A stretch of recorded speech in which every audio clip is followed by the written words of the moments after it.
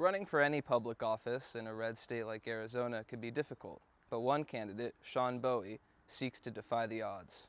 As you can see, the protesters have stopped the road, trying to thwart and fight against what they see as fascism from Trump.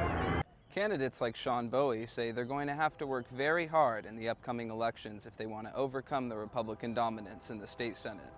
Some students might need a break. Luckily, the university has cordoned off this area and provided a luscious green pasture of grass.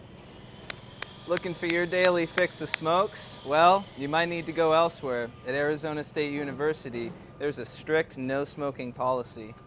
People like Donald Trump say that there's a Muslim issue. Well, the Imam disagrees. Reporting in Phoenix, Jacob Faber.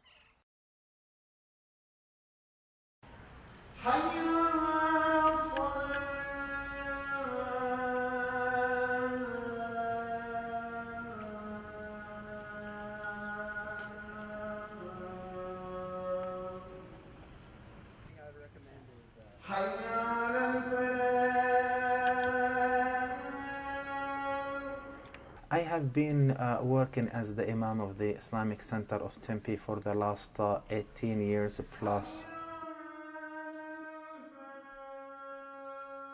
Once in a while we get to experience some, I would say, negative communication. One of these antagonists is Shay Khatiri, an Iranian-born Republican seeking asylum in the United States.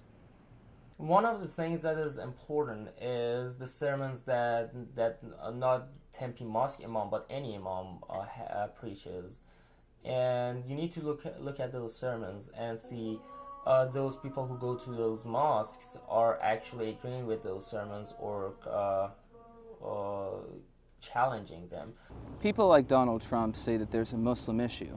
Well, the Imam disagrees, saying that Islam, just like any other faith, is part of a coexisting theme of the American system of democracy and American society in general. The Republican Party, unfortunately, forgot the good values of education and family they used to stand for, so they became really a center or a party of discrimination.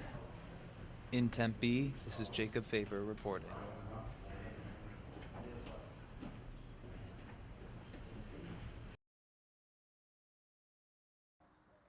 Running for any public office in a red state like Arizona could be difficult, but one candidate, Sean Bowie, seeks to defy the odds.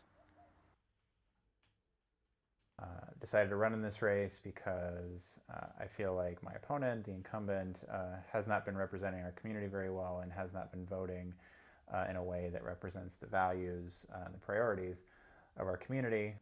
Democrat has never won the state Senate race, as far as I'm aware. We've won the state House race a couple times, but this district in its current version, no Democrat has ever won this race.